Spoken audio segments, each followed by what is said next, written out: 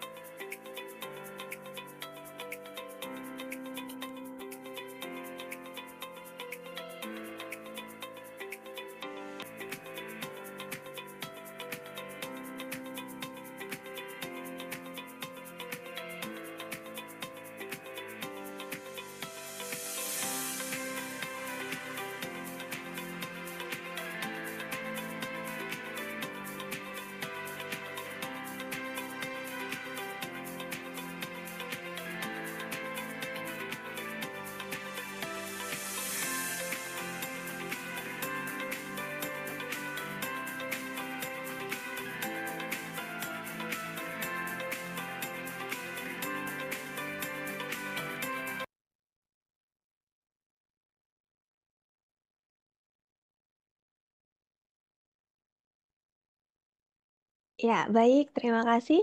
Ya, itulah video perkenalan dari kami, Bapak Ibu sekalian. Apabila dari Bapak Ibu ingin mengenal kami lebih dekat ya, dan ingin mengetahui agenda-agenda kegiatan training maupun webinar dari kami, silakan dapat mengikuti laman sosial media kami, ada di LinkedIn dan Instagram. Silakan dicari nama akunnya Self Solution ya, Bapak Ibu. Oke, kemudian Bapak Ibu sekalian, di sini kami memperkenalkan juga bahwa kami menerima em, dapat melayani untuk gap assessment, training, dan konsultasi terkait FSCC 22000 versi 6. Jadi nanti silakan bagi Bapak Ibu yang mungkin ingin menerapkan atau mau sertifikasi FSCC 22000 atau mau upgrade ke versi terbaru ya, versi 6, silakan boleh sekali mengkontak admin kami untuk mendapatkan penawaran. Silakan dapat menghubungi di nomor 0813 8848 0804 Bapak Ibu sekalian. Oke, untuk mempersingkat waktu, kita akan langsung masuk ke sesi materi ya, Bapak Ibu sekalian. Sesi materi yang pertama, ini nanti akan disampaikan oleh Pak Gilang Anugrah Putra. Beliau merupakan Food Safety and Quality Consultant dan Trainer di PT SAF Suprema Utama. Kemudian beliau juga tergabung dalam Associate Food Safety Trainer di beberapa lembaga seperti SI Global, British Standard Institution, TÜV Nord, Lloyd Register, BV, dan Intertek. Kemudian beliau juga saat ini sedang menempuh pendidikan di Magister Manajemen Keamanan Pangan IPB sejak tahun 2023 hingga sekarang.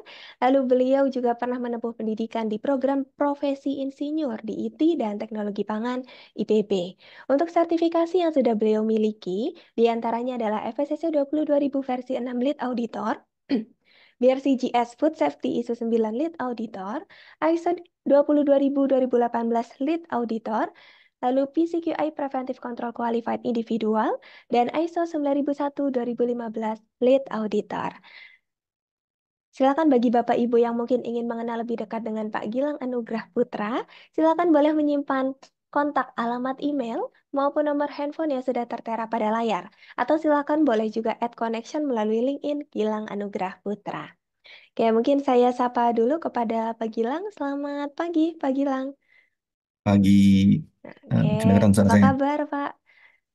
Terdengar jelas, Pak. Oke, Alhamdulillah. Bulan puasa, Sehat. hari Oh. keberapa nih? Hari keberapa ini, Pak? Jadi pada lupa ya. Oke, Oke, Alhamdulillah sehat. nggak ngitung ya? Oke, baik. Sudah siapkah untuk menyampaikan materinya, Pak? Oke, baik. Ya, saya share screen kan sebentar.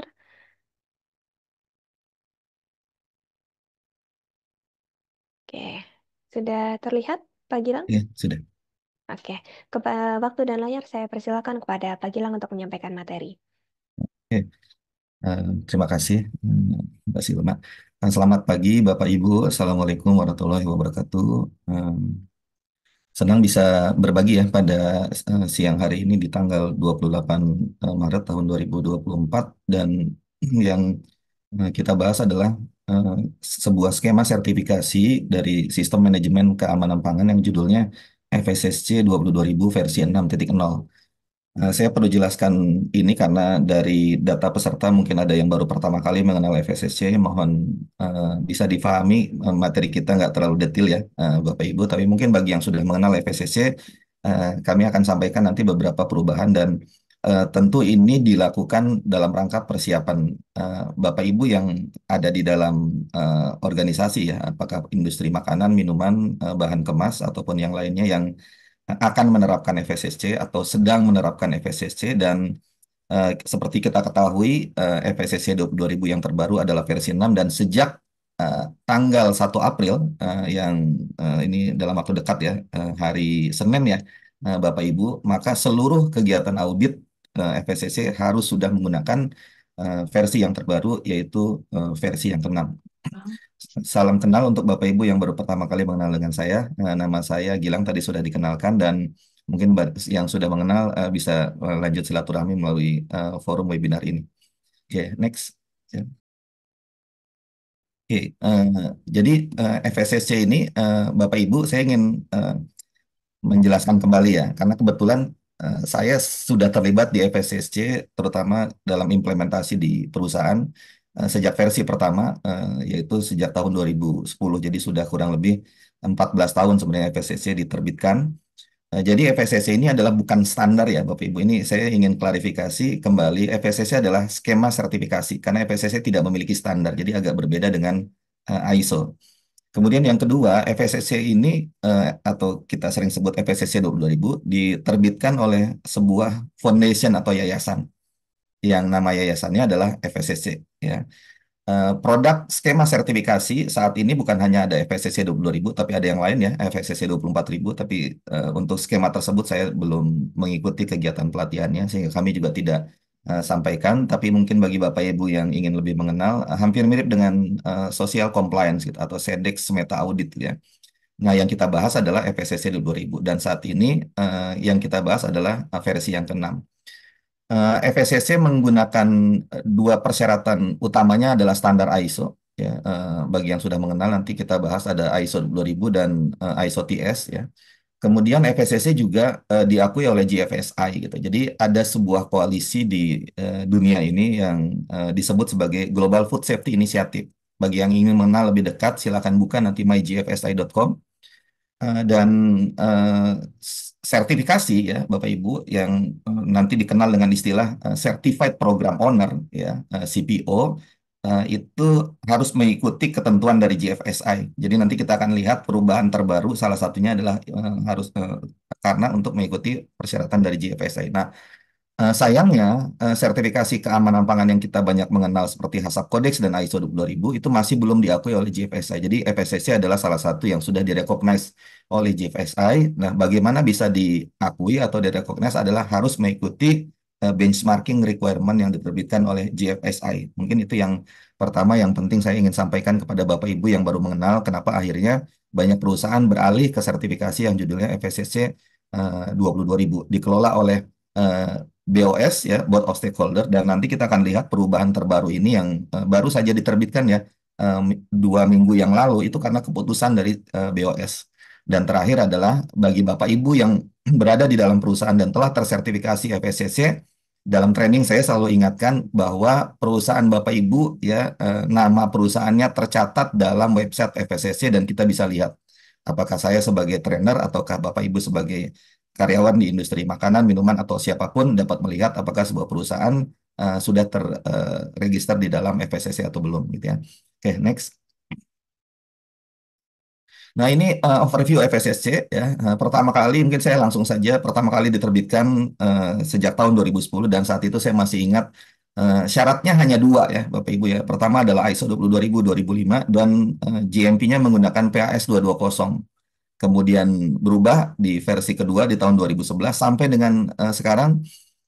Saat ini sebenarnya pada saat kita melakukan webinar yang masih berlaku adalah versi 5.1, tapi sejak tanggal 1 April tahun 2024, Bapak Ibu semua, seluruh kegiatan audit sertifikasi harus sudah menggunakan skema yang terbaru, yaitu FSCC versi yang ke-6.0 ya. Oke, itu mungkin sekilas saja, saya tidak akan jelaskan detail. Next.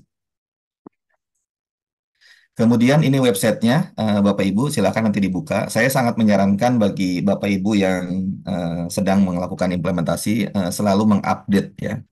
Apakah follow akun LinkedIn FSCC ataukah subscribe email dari FSCC karena ketika nanti ada perubahan ketentuan dari FSCC itu semua sebenarnya dipublikasi secara resmi oleh FSCC ya. Silakan dilihat nanti di fscc.com.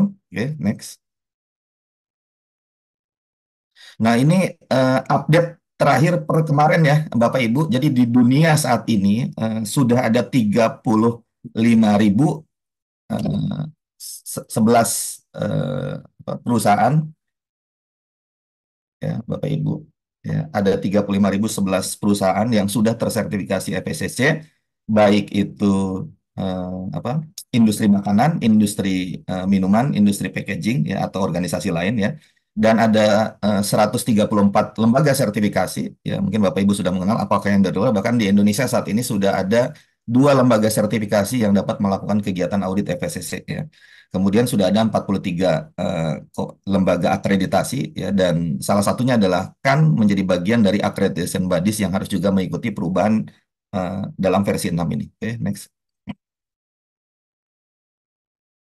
Oke, di Indonesia saat ini ada 662 perusahaan. Jadi bagi Bapak Ibu yang sekarang hadir, saya lihat ada beberapa perusahaan yang sudah namanya saya ingat apa masuk dalam sertifikasi FSCC. Bapak Ibu sudah bisa lihat ya. Nah, pasti nama perusahaan Bapak Ibu masuk di dalam list tersebut ya. Dan jangan lupa ya, mungkin banyak yang belum eh, sering buka ya website tersebut yang akan terlihat itu bukan hanya yang valid ya Bapak Ibu, tapi juga yang sedang disuspend juga itu Bapak Ibu akan bisa lihat. Tapi posisi per kemarin tanggal 27 Maret tahun 2024 sudah ada 662 perusahaan ya dan di situ ada nama perusahaannya, lokasinya, skimnya, kemudian sertifikatnya valid sampai kapan ya dan itu bisa diakses di fscc.com. Next.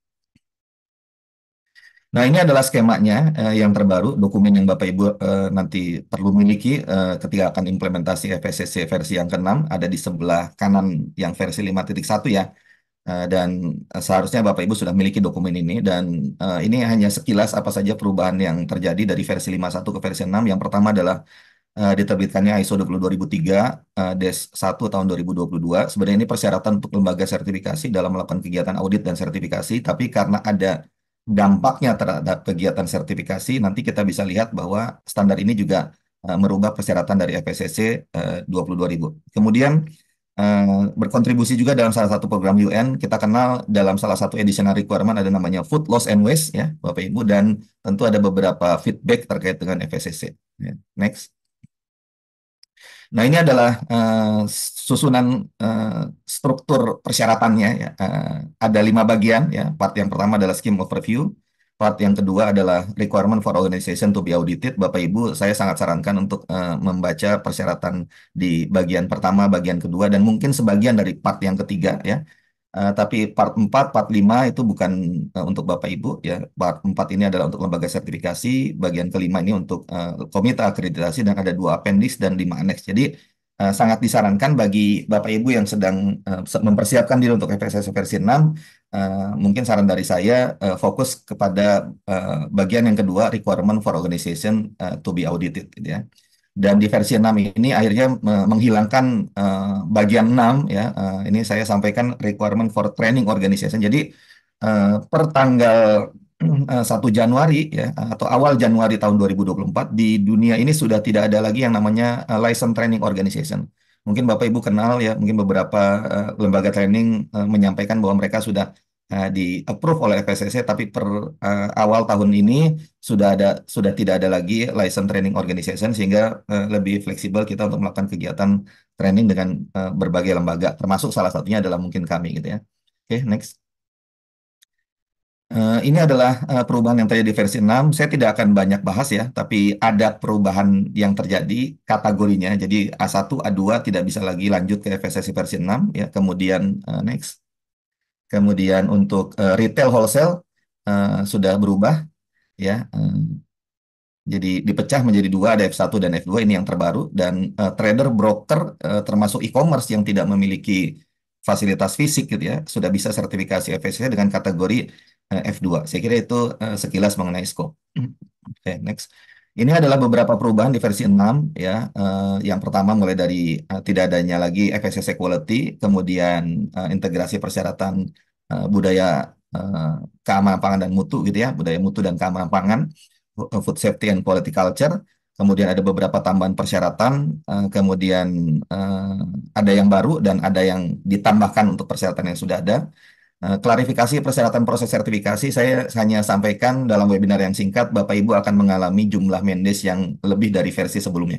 Jadi durasi auditnya menjadi lebih panjang dibandingkan versi sebelumnya, ditambah sertifikat FSCC Bapak Ibu akan ditambahkan QR Code gitu ya, dan ada code Certified Organization Identification Code. Jadi setiap perusahaan yang sudah mendapatkan sertifikasi FSCC akan diberikan kode ya. Jadi kalaupun Bapak Ibu pindah lembaga sertifikasinya, maka itu menjadi bagian dari traceability FSCC ya dalam memenuhi kegiatan sertifikasi ini. Oke, next. Ini adalah timeline-nya ya. Saya hanya mengingatkan kembali ya, sejak hari Senin minggu depan Bapak Ibu per tanggal 1 April maka seluruh kegiatan audit FSCC 22.000 yang dilakukan oleh lembaga sertifikasi Bapak Ibu semua harus sudah menggunakan versi terbaru yaitu versi 6, dan paling lambat ya sebelum tanggal 31 Maret tahun depan 2025 seluruh organisasi harus sudah menyelesaikan versi 6. Ya, tentu due date 31 Maret ini adalah dari FSSC. Pasti Bapak Ibu akan diminta oleh lembaga sertifikasi jauh lebih cepat. Jadi mungkin bisa jadi 1 bulan sebelum 31 Maret seluruh proses sudah selesai atau bisa jadi 2 bulan tergantung lembaga sertifikasi tersebut memberikan ketentuan kepada Bapak Ibu semua. Oke, next. Nah, ini adalah syarat FSSC. Jadi, ini terutama bagi yang baru ya, Bapak Ibu ya. Apa sih syarat FSSC sebenarnya, Pak? Ada 3 sebenarnya. Yang pertama adalah ISO 22000, ya, dan yang terbaru adalah ISO 20000 2018. Kemudian yang kedua adalah GMP atau dikenal dengan istilah PRP, ya, harus menggunakan standar ISO TS dan ada satu kategori ya yang menggunakan PAS yaitu retail, ditambah additional requirement. Ya, dan perubahan itu sebenarnya dari versi 51 ke versi 6 ya, sebenarnya hanya terjadi di additional requirement karena dulunya 5.1 itu ada kurang lebih kalau tidak salah 15 persyaratan tambahan, sekarang di versi 6 sudah ada 8. Jadi inilah 3 syarat yang Bapak Ibu harus penuhi pada saat implementasi FSSC ya. Tapi jangan lupa Bapak Ibu, ini yang akan kami update di webinar ini, ada beberapa keputusan dari FSSC di luar dari 3 ini ya, yang itu pun Bapak Ibu harus penuhi sebagai langkah untuk memenuhi persyaratan FSSC 22.000. Oke, next. Oke, ini ISO 22000 tidak ada perubahan yang signifikan ya dari FSSC-nya, tapi tanggal 24 Februari ISO menerbitkan amandemen, nanti kita akan bahas ya. Jadi dari FSSC-nya tidak berubah, tapi ada amandemen yang keluar dari ISO dan itu akhirnya menyebabkan Bapak Ibu sejak audit hari Senin harus sudah berubah juga gitu ya. Terutama nanti kita akan bahas di klausul 4 konteks organisasi ya di 4.1 under apa mengenai memahami organisasi dan konteksnya gitu ya. Kemudian 4.2 memahami kebutuhan dan harapan dari pihak yang berkepentingan. Jadi dua subklausul tersebut ada perubahan, ada amandemen dan amandemen itu sebenarnya dilakukan oleh ISO. Oke, next. Untuk yang kedua adalah PRP atau program prasyarat dasar prerequisite program. Ini tidak ada updatean yang terbaru ya di awal tahun ini. Kita tahu bahwa PRP ini untuk seluruh kategori kita akan menggunakan ISO TS kecuali untuk retail, maka Bapak Ibu akan menggunakan PAS 221 tahun 2013 gitu ya. Oke, next. Ini tidak ada perubahan. Nah, ini isi PRP kalau Bapak Ibu masuk dalam kategori C0, C1, C2, C3, C4, dan kategori K. Ya, C itu adalah processing, ya, baik itu yang ambient stable product gitu ya, animal product gitu ya, ataupun yang lainnya. K adalah untuk chemical, ya. Bapak Ibu akan gunakan ISO TS 22002 bagian yang pertama. Ini tidak akan saya bahas karena tidak ada perubahan ya. Biasanya banyak perusahaan ketika akan upgrade ke FSSC kendalanya adalah di persyaratan PRP. Oke, next.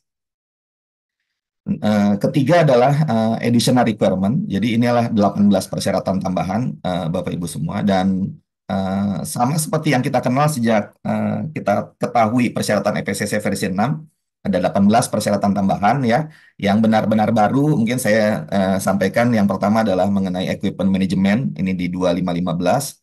Kemudian 2516 food loss and waste ya, kecuali kategori I ya. Jadi untuk industri packaging tidak dipersyaratkan untuk menerapkan food loss and waste dan terakhir adalah communication requirement, persyaratan komunikasi. Ya, di dalam persyaratannya Bapak Ibu sebagian mungkin sudah mengetahui bahwa ketika terjadi insiden gitu ya terkait dengan keamanan pangan ya, apakah recall gitu ya ataukah bencana gitu ya dan yang lainnya, maka Bapak Ibu harus menyampaikan kepada lembaga sertifikasi maksimal 3 hari kerja dan lembaga sertifikasi dalam persyaratan di bagian 3 akan menyampaikan kepada FSSC maksimal 3 hari kerja. Jadi seperti itu additional requirement agak cukup banyak bagi perusahaan yang ingin mendapatkan sertifikasi FSSC dan inilah additional requirement. Saya tidak akan bahas terlalu detail karena ini sudah kita kenal sejak tanggal 1 April 2023 ya. Tidak ada yang benar-benar baru.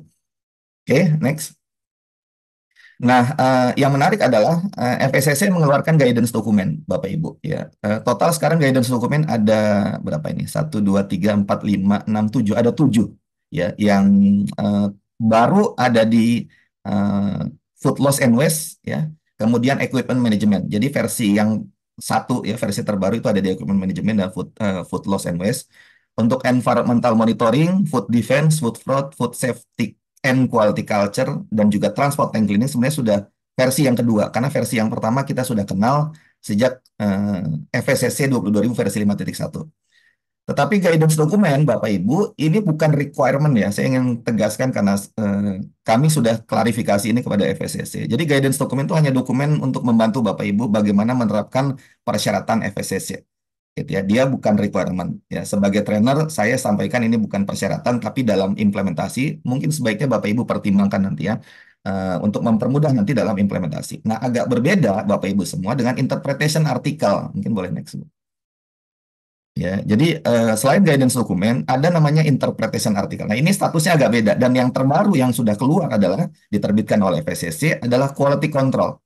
Nah, kenapa berbeda? Saya sampaikan di dalam interpretation article QC, quality control ya, yang sudah diterbitkan di bagian pertama introduction. Di situ dinyatakan certification bodies and certified organization need to adhere to this interpretation article, and it is the responsibility of the FSCC 20,000 contact person to keep update with the interpretation article and communicate it to the relevant parties within the CB or to the certified organization. Jadi ini agak ditekankan Bapak Ibu harus mematuhi gitu ya, menerapkan interpretasi. Jadi kalau guidance dokumen itu rekomendasi untuk bagaimana menerapkan, tapi kalau ini Bapak Ibu tentu harus mematuhi apa saja yang nanti akan disampaikan dalam interpretation artikel, dan nanti Bapak Ibu bisa lihat yang terbaru dan baru hanya ada satu, yaitu quality control. Jadi silakan nanti dilihat interpretation artikel ini di dalam website FSCC. Next.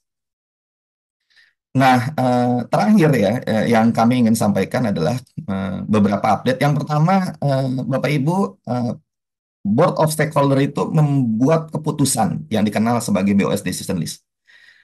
Kita sudah ketahui yang bulan April, mungkin boleh next Bu.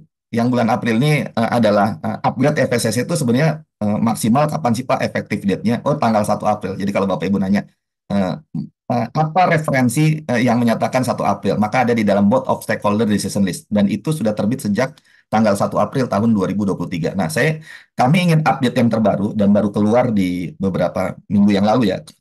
Saya lupa ya, 1 atau 2 minggu yang lalu, adalah yang mungkin sebelum sampai ke sana, ini saya highlight yang Bapak Ibu harus kita harus memahami bahwa Board of Stakeholder Decision List itu have to be implemented.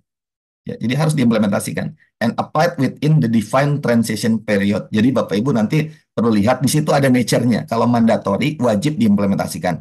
Apakah oleh organisasi, apakah oleh lembaga sertifikasi, atau apakah oleh komite akreditasi, ya. Nah, yang terbaru adalah di bulan Maret tahun 2024 ini. Silakan next. Ini cukup banyak ya. Ini yang terbaru nih, bulan Maret 2024. Saya ingin sampaikan yang akan applicable di Bapak Ibu. Yang pertama adalah kalau 1 kita sudah bahas ya. 2 ini untuk lembaga sertifikasi. Nah, yang pertama adalah yang nomor 3 ya. Untuk kategori C0 ya. Di mana Bapak Ibu harus menetapkan, mengimplementasikan, memelihara prosedur dan sistem untuk memastikan ketertelusuran edible part of the carcass. Jadi karkas itu harus bisa di-maintain traceability-nya sampai dinyatakan aman untuk dikonsumsi, termasuk darah yang mungkin akan dikonsumsi oleh manusia. Ini yang terbaru ya. Dan ini Bapak Ibu bisa lihat ya keterangannya for food chain kategori C0 gitu ya, C0. The following additional GFSI requirement applies. Jadi ini sebenarnya persyaratan dari GFSI. Kemudian yang kedua, mohon maaf, nomor 4 ya, dan ini kenapa kami undang Pak Mulyono untuk memberikan tambahan mengenai ISO 17025. Kita ketahui ini ada di dalam additional requirement 2.5.1. Ya, tambahannya adalah sebenarnya mengenai parameter critical. Ya, dulu ini dijelaskan hanya the organization shall ensure that where laboratory analysis is used for the verification and or validation of food safety. Sekarang ada tambahan parameter critical, jadi parameter yang kritis. Oke, next. Selebihnya nah, yang terakhir adalah, yang terbaru adalah, dan mungkin Bapak Ibu sekarang sudah mulai mempertimbangkan ya, kenapa kita perlu menerapkan ISO 17025, bukan untuk akreditasi, tapi menerapkan applicable, persyaratan yang applicable, karena di kalimat terakhir ini yang baru adalah, the analysis shall be performed in accordance with the applicable requirement of ISO IEC 17025. Jadi, nanti akan dijelaskan oleh Pak Mulyono apa itu 17025 dan apa saja persyaratan yang mungkin applicable di Bapak Ibu. Tapi itulah update terbaru. Jadi Bapak Ibu boleh nanti silahkan dilihat ya. yang keempat tadi dan termasuk yang kelima mengenai climate change ya. Dan ini juga merupakan bagian dari amandemen ISO 22000 yang diterbitkan tanggal 24 Februari tahun 2024. Ternyata FSSC sudah mulai mewajibkan persyaratan mengenai climate change ini ya, efektif date-nya adalah 1 April 2024 dan ini mandatory requirement. Bapak Ibu bisa lihat di nature-nya. Oke, next. Inilah standar amandemennya, Bapak Ibu bisa lihat. Mohon maaf kami nggak bisa berikan. Tapi kalau Bapak Ibu sudah terbiasa membeli standar dari ISO ya, ISO Store, ini sebenarnya harganya 0 rupiah Bapak Ibu. Silakan. Ya hanya mungkin untuk mengaksesnya kita perlu kartu kredit ya, sekalipun tidak ada biayanya. Nah, dalam amandemen yang terbaru ini dan ini menjadi bagian dari Board of Stakeholder Decision List yang terakhir tadi adalah boleh next di klausul 4.1 ya dan 4.2, maka sejak tanggal 1 April Bapak Ibu harus sudah mulai ya mempertimbangkan apakah perubahan iklim itu menjadi isu yang relevan. Ya, kalau pakai SWOT berarti SWOT-nya tolong diidentifikasi di 41, kemudian 42 juga sama. Adakah kebutuhan dan harapan dari pihak yang berkepentingan terkait dengan perubahan iklim? Nah, saya percepat, silakan next. Ini beberapa eh, referensi dan literatur yang saya cari gitu ya untuk menambahkan dalam webinar ini. Silakan nanti Bapak Ibu bisa lihat bahwa perubahan iklim itu dapat berdampak terhadap food safety. Ya, apakah eh, apa, tingkat serapan heavy metal yang menjadi meningkat, ataukah pertumbuhan alga yang meningkat gitu ya, ataukah mungkin yang lainnya Bapak Ibu bisa lihat ya ditambah ada sudah banyak jurnal yang terkait dengan bagaimana dampak perubahan iklim terkait dengan food safety sebagai landasan referensi kita nanti untuk memenuhi persyaratan tadi. Oke. Termasuk juga beberapa peraturan dan ketentuan dari pemerintah ternyata sudah juga mulai mempertimbangkan perubahan iklim. Ya, mungkin ini juga menjadi bagian dari 4.2 ya. Oke, next Bu. Ini contohnya adalah yang pertama adalah mengenai keputusan Menteri Kelautan dan Perikanan mengenai kelompok kerja isu perubahan iklim. Ya, Bapak Ibu, ini memang tidak membahas persyaratannya, tapi membahas gugus kelompok kerjanya, gitu ya. Tapi ada kemungkinan nanti dengan hasil dari kelompok kerja ini akan membuat peraturan terbaru. Tapi yang sudah ada adalah di Peraturan Menteri Pertanian di Permentan nomor 39 tahun 2018 terkait dengan sistem peringatan dini ya dan penanganan dampak perubahan iklim pada sektor pertanian. Gitu ya. Itu sebagai tambahan. Next. Ya, dan itulah beberapa hal yang bisa kami sampaikan terkait dengan FSCC 2000. Jadi yang terbaru kalau saya ingin resumekan ya Bapak Ibu, selain yang sudah kita kenal sejak tanggal 1 April 2023 tahun kemarin adalah pertama ada amandemen di ISO 22000 dan amandemen tersebut terkait dengan climate change ya, perubahan iklim dan perubahan iklim tersebut juga Bapak Ibu harus sudah mulai dipertimbangkan untuk memenuhi persyaratan klausul 4.1 dan 4.2. Itu yang pertama. Yang kedua adalah diterbitkannya BOS decision list yang terbaru yang terbit di bulan ini tahun 2024 dan ada beberapa perubahan yang mungkin berdampak terhadap organisasi Bapak Ibu semua. Dan terakhir adanya guidance dokumen dan interpretation artikel ya dan itu mungkin juga menjadi salah satu referensi untuk Bapak Ibu dalam menerapkan FSCC 2000 dan ketika akan diaudit ya apakah auditnya sejak tanggal 1 April dan seterusnya harus sudah mulai menerapkan persyaratan yang ditentukan oleh FSCC seperti itu. Mungkin itu saja dari saya, Mbak Silma. Saya serahkan kepada Mbak Silma kembali. Ya, baik.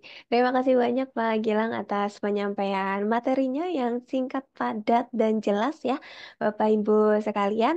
Setelah ini, kita akan melanjutkan ke sesi materi yang kedua, Bapak Ibu. Oke, sesi materi yang kedua ini akan disampaikan oleh Pak Mulyono. Beliau merupakan manajer mutu laboratorium pengujian dan memiliki kompetensi di pengujian kimia, fisika, dan sensori. Selain itu, beliau juga aktif menjadi trainer untuk materi ISO IC 17025 dan pendampingan akreditasi ISO IC 17025. Silakan bagi Bapak Ibu yang mungkin ingin mengenal lebih dekat dengan Pak Mulyono, silakan boleh simpan kontak nomor handphone atau ini ada link ya untuk profil beliau seperti itu. Oke, saya sapa dulu mungkin untuk Pak Mulyono. Selamat siang, Pak Mulyono. Selamat siang, Mbak Oke, Silma. apa kabar Pak hari ini? Alhamdulillah, baik, Mbak. Oke, Suara saya dari jelas nggak, kantor Mbak? ya, Pak? Jelas, Pak, jelas. Alhamdulillah, ya. Oke, baik. Sudah siap ya, Pak ya? Ini Insya waktunya Allah. agak terbatas untuk mempersingkat waktu. Saya persilakan kepada Pak Mulyono untuk menyampaikan materi. Silakan, Pak. Oke. Saya izin share screen nih, Mbak ya. Iya, boleh. Silakan, Pak.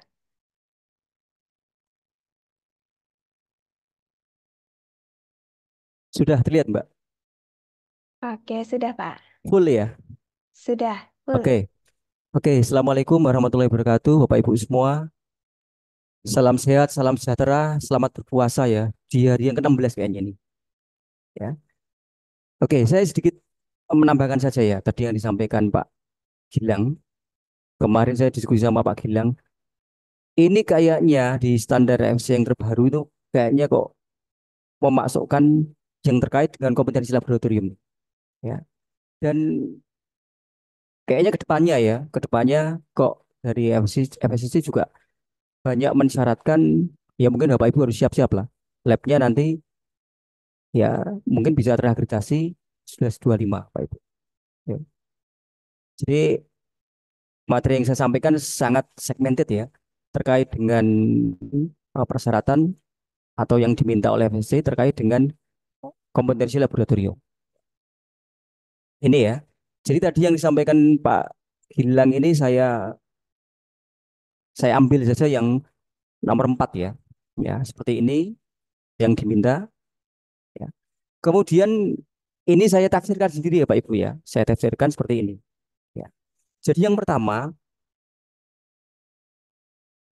dari standar FSC itu kayaknya minta ya bahwa Bapak Ibu yang sekarang ini mempunyai laboratorium ya, entah itu laboratorium eh, di internal atau eksternal ya, untuk kebutuhan pengujian produk ya, itu harus yang pertama itu diverifikasi ya Pak Ibu ya. Jadi parameter-parameter yang itu kunci untuk food safety keamanan pangan itu harus diverifikasi.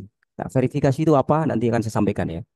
Karena verifikasi itu ya pintu masuk ya agar pengujian kita itu bisa dipertanggungjawabkan secara ilmiah.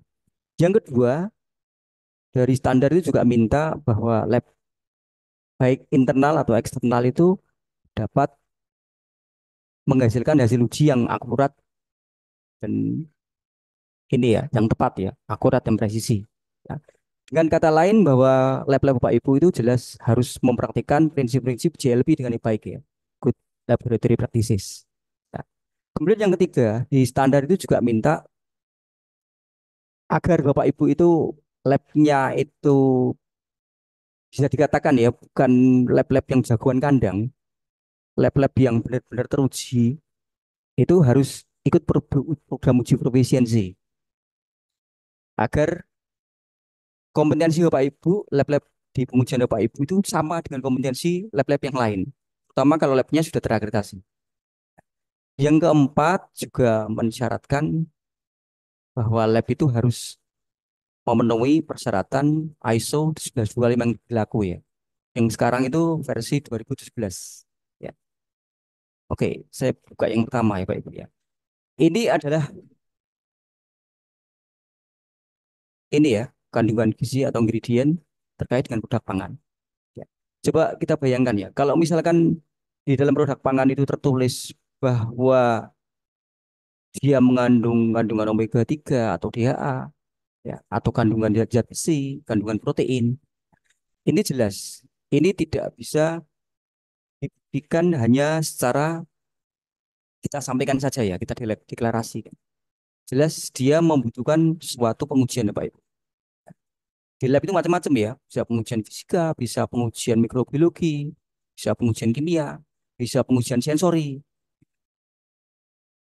Dan ini standarnya Pak Ibu. Jadi di dunia ini ya, standar untuk lab itu hanya satu.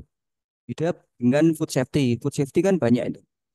Kita bisa ikut ISO 22000, FSSC, IRC. Tapi kalau untuk lab hanya satu Pak Ibu, yaitu ISO 1125. Ini kalau lab Bapak Ibu kategorinya lab pengujian ya. Tapi kalau untuk lab medis ISO 15189. Ini beda ini. Kayaknya tidak pernah kalau ini diaplikasikan di lab perusahaan ya. Kemudian bentuk pengakuan bahwa lab itu harus ini ya, lab itu mempunyai kemampuan melakukan pengujian yang baik dan benar. Itu namanya akreditasi, Pak Ibu. Ya. Kalau FSSC, PRC itu sertifikasi. ISO 22000 juga sertifikasi. Tapi kalau 1725 itu akreditasi. Bedanya apa? Kalau akreditasi itu dia pengakuan kompetensi, Pak Ibu. Ya. Jadi Pak Ibu nanti silakan cek. Setiap kita menemukan standar itu kepalanya 17. Pasti itu kompetensi itu. Dan itu pasti akreditasi. Dan yang mengeluarkan hanya kan ya, nggak ada lembaga lain. Ya, jadi nggak ada lembaga lain di Indonesia itu yang mengeluarkan 1125 hanya kan. Kemudian yang kedua itu hanya untuk laboratorium. Dan kalau kita nanti sudah terakreditasi, itu kita sudah tergolong bahwa lab-lab yang memiliki kompetensi. Dan ketika kita melakukan pengujian, hasil pengujian kita itu terjamin itu. Validitasnya, ketertelusurannya, keilmiahannya bisa terjamin. Dan seperti ini ya sertifikatnya ya. Jadi kan nanti kalau ada lab perusahaan yang mau berstandar 1125 dapatnya seperti ini. Ini berlaku 5 tahun Mbak Ibu ya. Berlaku 5 tahun dan kita setiap 18 bulan sekali itu kita di surveillance ya. Seperti ini. Kemudian terkait dengan tadi ya pemenuhan FSSC terkait dengan kompetensi laboratorium itu sebenarnya apa sih yang ada di standar 1125? Standar ISO 1125 itu ada banyak Pak Ibu ya. Jadi kalau kita baca klausulnya itu ada 28 klausul itu. Dari klausul 4.1 sampai 8.9. Saya hanya ambil beberapa klausul saja yang kira-kira bisa secepatnya Bapak Ibu aplikasikan karena ini deadline-nya kan 1 April ya. Yang pertama Bapak Ibu, itu memilih metode pengujian. Jadi hati-hati ya Pak Ibu ya. Kalau memilih metode pengujian itu dua yang dilihat. Yaitu yang pertama apa? Tepat parameternya dan tepat sampelnya. Ini contohnya nih. Ya. Ini ada 3 buah standar ya. Semuanya standar SNI. Ya. Semuanya ini adalah metode pengujian untuk timbal dan kadmium ya. Tapi beda sampelnya Pak. Ya. Jadi kalau Bapak perusahaan Bapak Ibu itu sampel produk daging, susu, telur dan olahannya ya, pakai yang SNI 7853. Tapi kalau Bapak Ibu produknya itu mungkin kerupuk udang, nugget ikan itu pakai 2354 ya. Tapi kalau Bapak Ibu menguji kandungan timbal dan kadmium itu untuk airnya itu pakai 6989 strip 84. Jadi beda ya. Jadi nanti dicek Bapak Ibu pakai standar apa, apakah SNI, apakah ASTM ataukah standar yang lain tetap cek ya. Harus tepat parameter dan tepat sampelnya ya. Dan ini ya, Bapak Ibu nanti kalau mau menerapkan sebuah standar itu harus diverifikasi. Kalau standarnya kita nggak punya, kita nanti harus membuat standar sendiri atau kita ngadopsi standar yang sudah baku. Itu divalidasi. Ya. Kenapa harus diverifikasi dan validasi? Ini untuk memberikan bukti ya, kompetensi ya, bahwa lab kita itu mampu mengaplikasikan sebuah standar. Kalau standarnya pasti betul ya. Standar itu kecil kemungkinan salah. Salahnya itu paling hanya 5%. Ya. Jadi tingkat tingkat signifikansinya, tingkat kebenarannya 95%.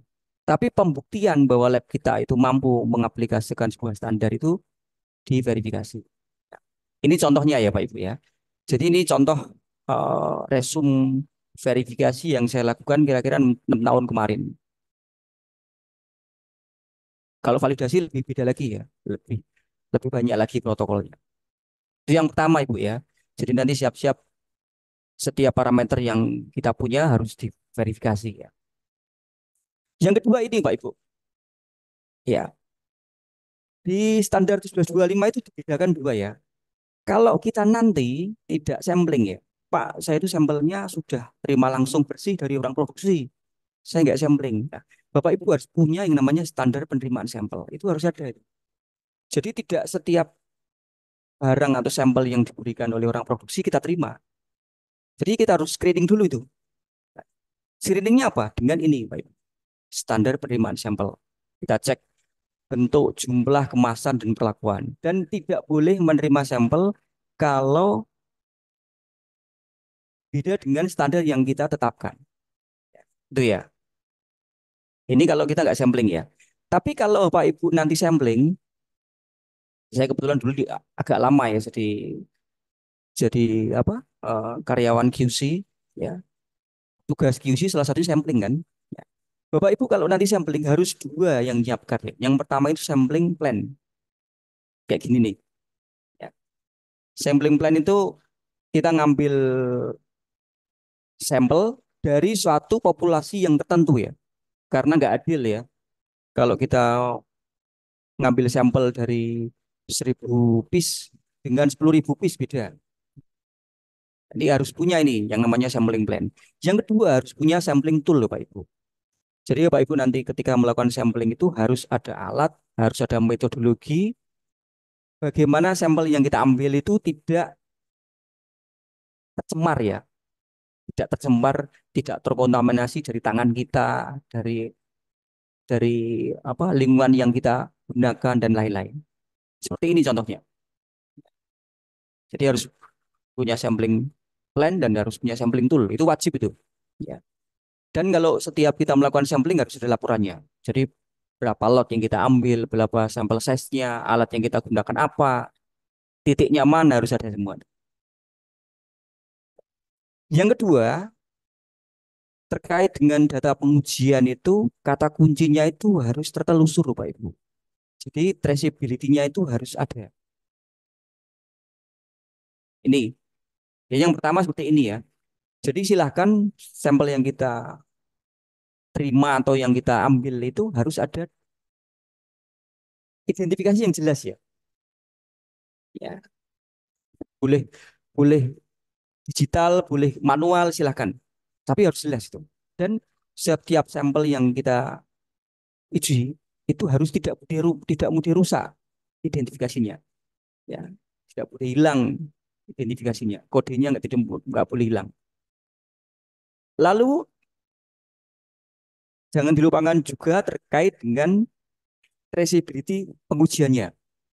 Ya, jadi nanti misalkan misalkan saya ya atau saya mungkin saran Pak Gilang misalkan Pak Gilang nanti ngaudit di perusahaan ya. Jadi jangan hanya lihat hasil akhirnya ya. Misalkan saya ngaudit nih atau Pak Gilang ngaudit. Tolong kemarin melakukan hasil pengujian protein, hasil ujinya berapa? Itu Pak 10,20%. Kita tidak boleh hanya terima hasil akhirnya saja atau finish product. Tapi dari raw materialnya harus kita cek itu. Nimbangnya betul enggak, kemudian standarisasi larutannya betul enggak, cara titrasinya betul enggak, cara perhitungannya betul enggak. Jadi harus kita telusur dari awal sampai akhir agar bisa menghasilkan produk yang akhir. Yang kedua kalau nanti nguji juga tidak boleh simplo Pak Ibu ya, minimal duplo itu. Ya. Minimal duplo. Jadi nggak boleh simplo itu. Ya. Jadi nanti duplo nanti dilihat persen RPD-nya ya, relative percent difference. Ya, selisih bagi rata-rata kali 100%. Ya, rata-rata sih standarnya maksimal 5% ya. Jadi kalau Pak Ibu RPD-nya di atas 5% itu tingkat kepresisiannya tidak bagus ya. Jadi harus diulang pengujiannya. Ini jadi nanti kalau nanti sudah kita tertelusur hasil pengujiannya, baru Pak Ibu menerbitkan COA, Pak Ibu. Ya. Dan ini adalah format COA yang saya anjurkan ya. Jadi ini harus ditulis ya nama labnya, alamatnya juga harus ditulis. Kalau nanti kebetulan labnya sudah terakreditasi itu harus ada logokannya, nomornya berapa, ya. Dan seperti ini, Pak Ibu.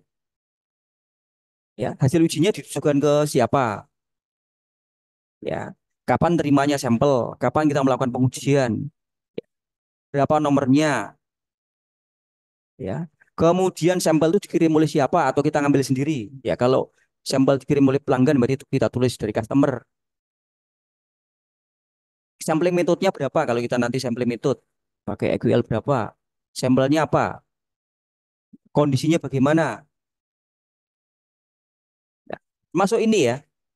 Jadi ini adalah format COA yang baku ya. Jadi nomor, parameter, metode yang kita gunakan apa, hasil pengujiannya berapa, satuannya apa, dan kalau nanti pelanggan minta, kita wajib mencantumkan standar mutunya. Tapi kalau standar nggak minta, nggak usah cantumkan. Karena ini eh, berdasarkan request dari pelanggan ya, cantumkan atau tidak. Kemudian yang penting lagi, di dalam catatan ya, itu harus ditulis ya Pak Ibu. Kalau Bapak Ibu ini sampelnya diterima dari orang produksi atau dari pelanggan, ya harus ditulis tuh. Hasil pengujian hanya berlaku pada produk yang dikirim oleh pelanggan. Hasil pengujian hanya berlaku pada produk yang dikirim oleh bagian produksi. Harus ditulis itu.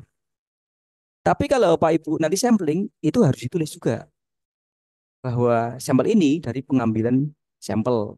Harus ditulis lot size-nya berapa, sampel size-nya berapa. Apakah ini hasil pengujian individual atau dia komposit. Jadi Bapak Ibu ngambil di beberapa titik, dicampur jadi satu, kemudian kita melakukan pengujian hanya di hasil kompositnya itu. Harus ditulis ya. Berikutnya yang tadi saya sampaikan ya Pak Ibu ya. Kalau Bapak Ibu ini sudah menerapkan prinsip-prinsip yang di atas ya, dari validasi, dari ketelururan data, dari sampling, dari penerbitan COA, itu sebenarnya Bapak Ibu masih dalam tanda kutip kategorinya baru jagoan kandang ya. Ya. Bagaimana agar kompetensi kita meningkat ya. Jadi tidak hanya jagoan kandang tapi juga meningkat jadi jagoan pilih tanding ya. Ikut uji banding atau uji profisiensi Pak. Ya. Ini. Jadi Bapak Ibu nanti silakan menghubungi PUP ya, penyelenggara uji profisiensi. Nanti Bapak Ibu ikut, biasanya ada biayanya. Kemudian nanti Bapak Ibu dapat laporan. Seperti ini contohnya ya. Ini. Dan seperti ini contohnya.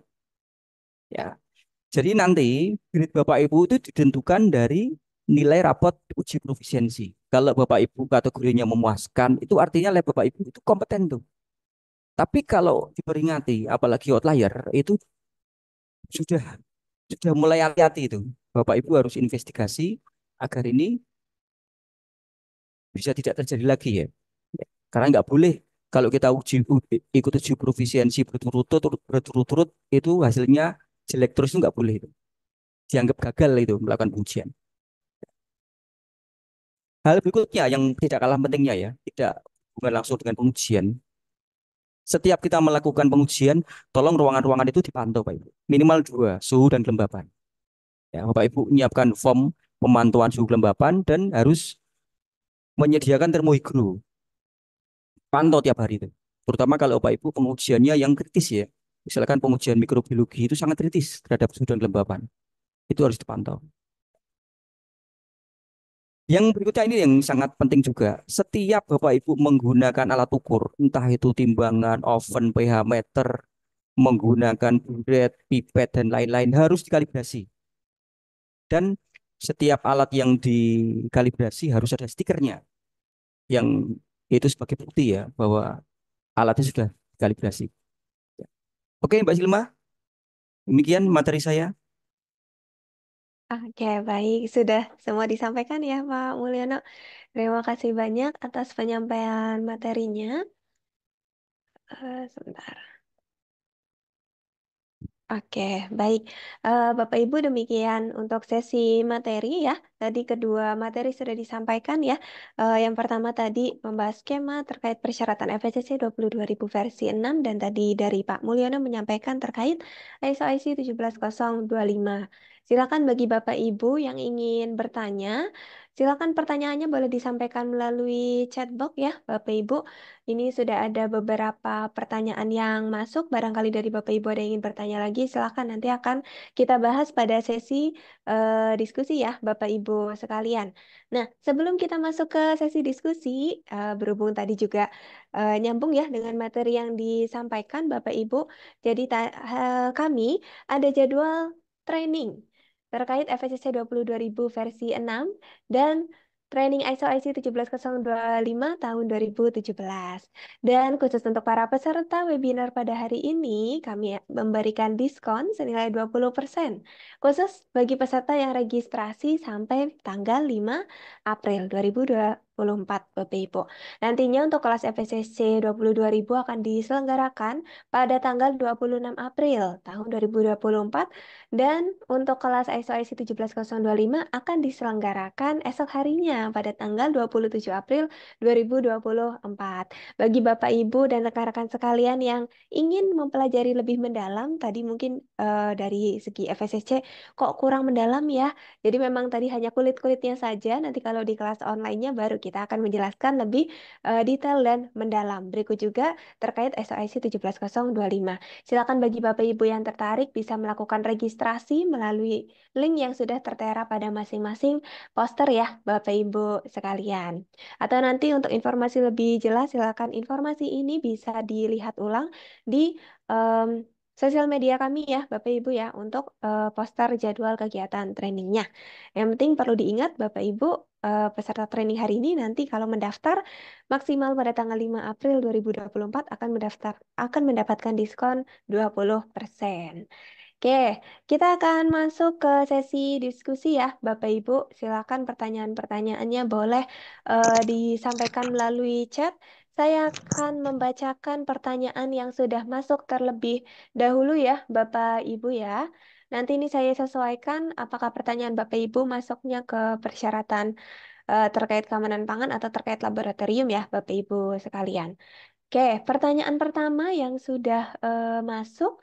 Ini sepertinya ke Pak Gilang ya. Pertanyaan dari Ibu Ita menanyakan, jika di periode April ini kami ada jadwal surveillance audit yang seharusnya unannounced, tapi per April ini sudah harus update ke versi 6.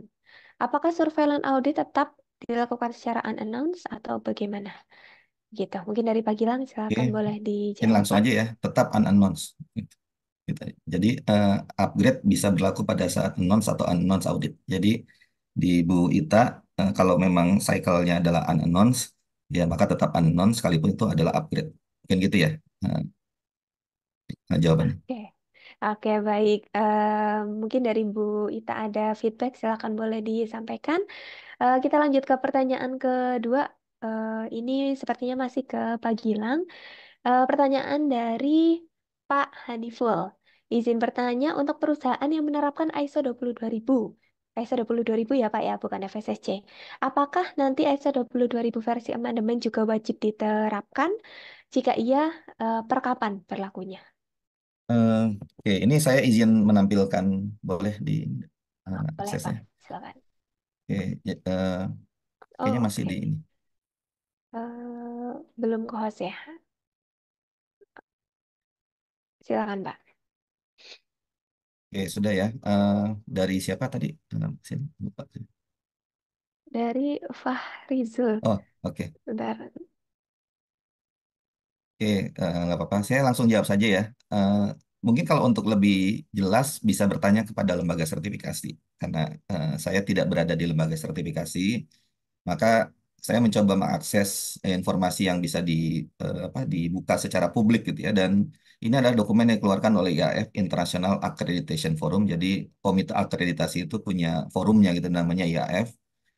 Ada di dalam dokumen ini IAF ISO Gen in addition of climate change consideration to MSS Management System Standard. Dan di bagian akhir, karena ini adalah untuk ISO ya, the amendment are expected to be published for the standard on, kita tahu kemarin sudah 23 atau 24 Februari, gitu ya.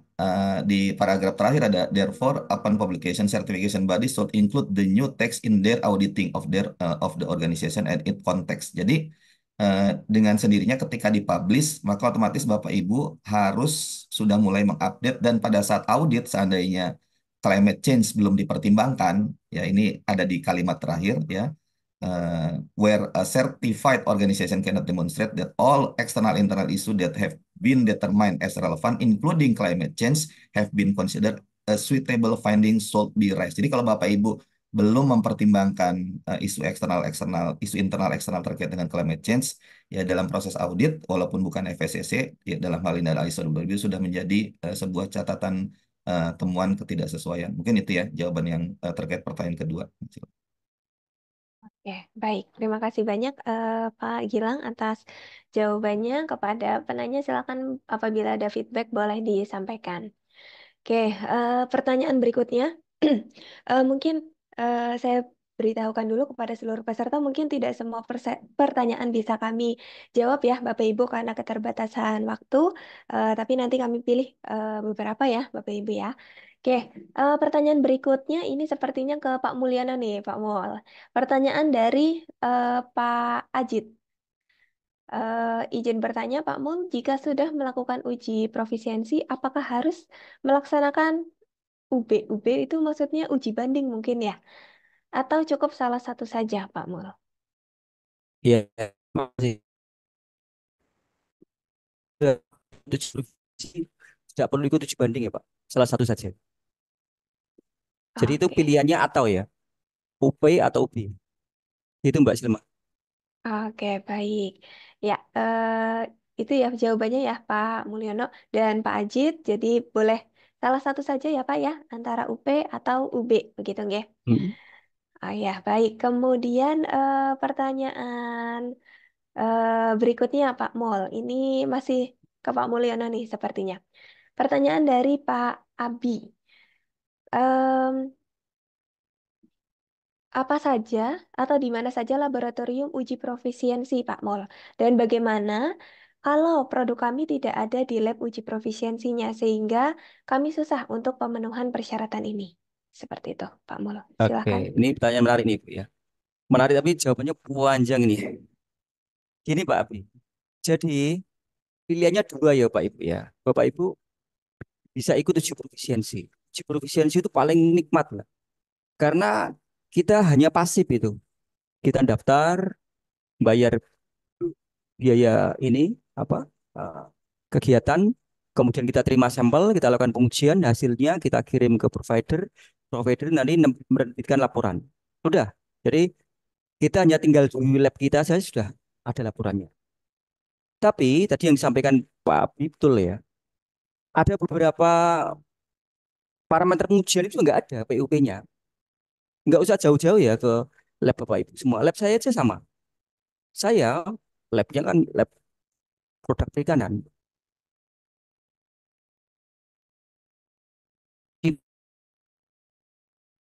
Nah, Halo, Pak Mul. ini Pak. Jadi nanti jadi penyelenggara banding. Jadi kita jadi penyelenggara uji banding, nanti jadi peserta. Ya. Tapi itu tidak semua ya. Itu protokolnya panjang.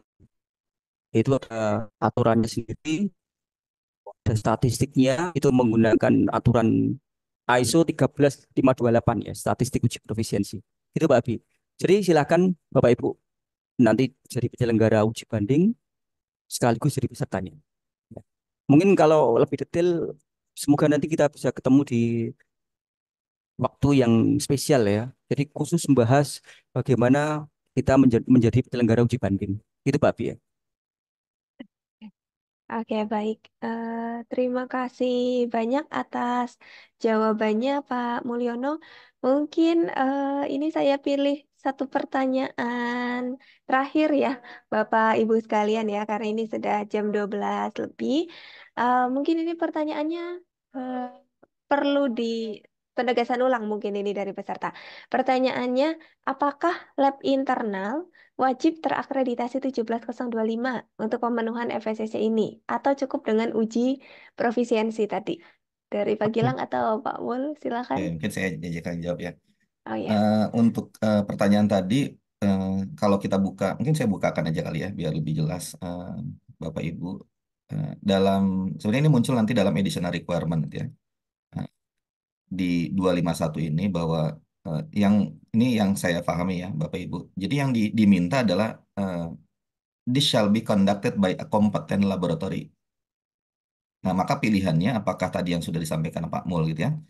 eh, apa eh, Melakukan proficiency test gitu ya atau mungkin juga akreditasi, maka akreditasi menjadi salah satu pilihan tapi tidak menjadi mandatory requirement bahwa sebuah lab, apakah terutama untuk internal ya Bapak Ibu, kalau eksternal mungkin kita lebih mudah, harus terakreditasi, kan karena mungkin banyak juga ya kesulitannya. Dan yang penting juga kita catat bahwa persyaratan tadi adalah untuk analisa terkait dengan verifikasi dan atau validasi parameter kritikal terkait dengan food safety. Jadi yang terkait dengan mutu belum menjadi persyaratan dalam hal lab yang kompeten tersebut. Mungkin itu ya.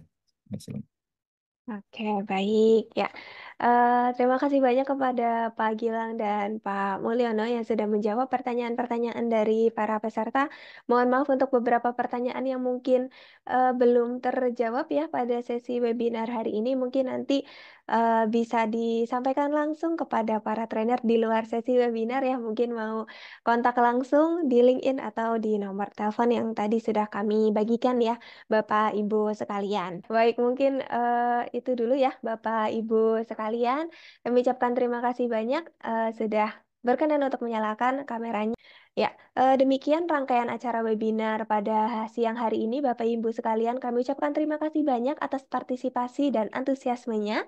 Kami ucapkan mohon maaf juga apabila terdapat tutur kata maupun tindak tanduk yang kurang berkenan dari kami.